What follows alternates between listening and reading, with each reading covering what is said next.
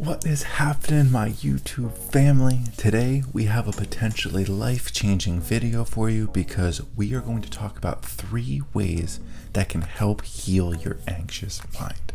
And if you stay till the end, I'm going to throw in a 4th way for absolutely free, because if I have this type of information, it feels almost illegal not to give it to you.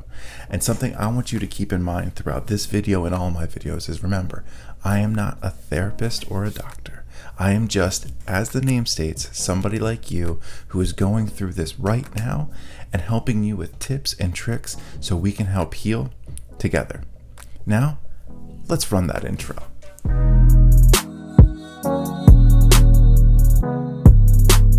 Now let's get right into it. Step number 1 is speak with a mental health professional or a therapist. Finding a therapist that you trust and that you get good vibes from is absolutely essential. Now, when you're filtering to find the best therapist for yourself, remember, finding the right fit is most important, because not every therapist or counselor is right for you.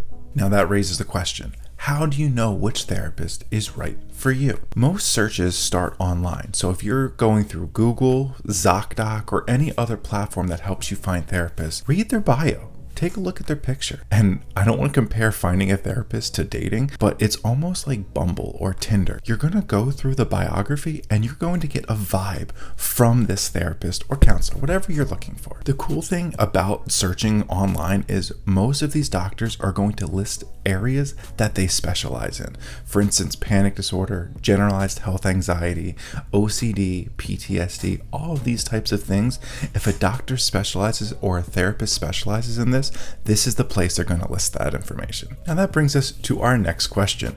What if I don't know what I'm looking for? If you don't know what you're looking for, but you're still getting a good feel from the bio that you're reading on a therapist, most therapists have a free consultation in which you can ask them questions, in which they're going to tell you if they think you guys are a right fit for each other. Because in my personal experience, a therapist isn't going to waste your time or their time if they can't help you. Remember, it's more important to find the right therapist than simply just finding a therapist. Sliding on in at number 2 is we have to tap into that mind and body connection. It's no secret that the better we take care of our mind and our body, the better we feel. So that begs the question, what are some ways we can strengthen that mind and body connection?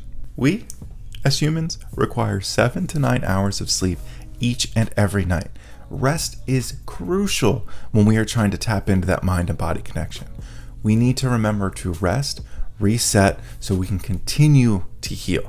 Another amazing way to connect your mind and body is to get out and get some fresh air. These days, we are so cooped up in our homes and our offices that we forget that fresh air, sunshine, and getting our feet in the grass is crucial to our mental health. Not only does getting fresh air give us more oxygen and the sun give us vitamin D, walking around barefoot in the grass helps our mind and body ground to help calm those anxious thoughts. And almost, and if not equally as important of all of these steps, remember we have to drink water. It is recommended for men to drink 15.5 cups a day. And for you ladies out there, 11.5 cups a day.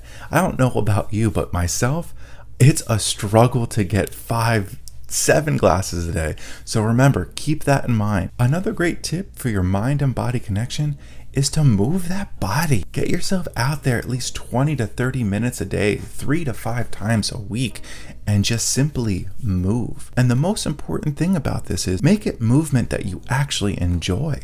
So it can be dancing, it can be walking, it can be running, it can be all these things. The most important part is just that you are moving and getting your body into flow. A nice little tip I use for myself is make it replicable. Make it something that you're able to repeat over and over again. Because if you're not able to repeat this over and over again, chances are in a week or 2, you're going to stop and take a few steps back. Hey, editing crew, can we throw in a slide of number 3 for approach anxiety with confidence? Oh, I'm the editing crew. Number 3, approach anxiety with confidence. Let's take a look at it like this. Anxiety is like arguing with a person whose only purpose is to be right. They don't care if the information is right, but they need to be right. At the end of the day, Anxiety is not listening to what you tell it. Anxiety is listening to what the body is telling it. Because believe it or not, anxiety's goal is actually to protect us.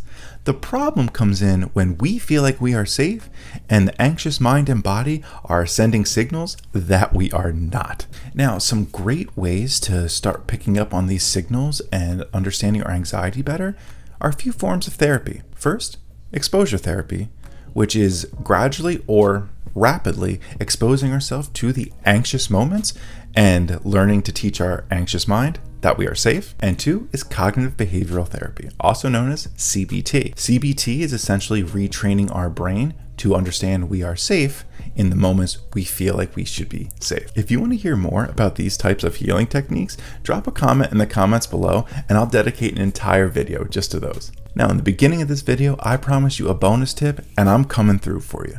Bonus tip number 4 is be kind to yourself. Being kind to yourself is an absolute crucial stage to the healing process of anxiety. Because remember, this process takes patience, persistence, and practice. And how you talk to yourself through this matters. For reference, talk to yourself as if you were helping a best friend through something they were going through. Because at the end of the day, we all have to learn how to be our own best friends. Now, as we close up shop on this video, I only ask 3 things. Show some love on the video, show some love to others, and most importantly, show some love to yourself. Take care. Peace.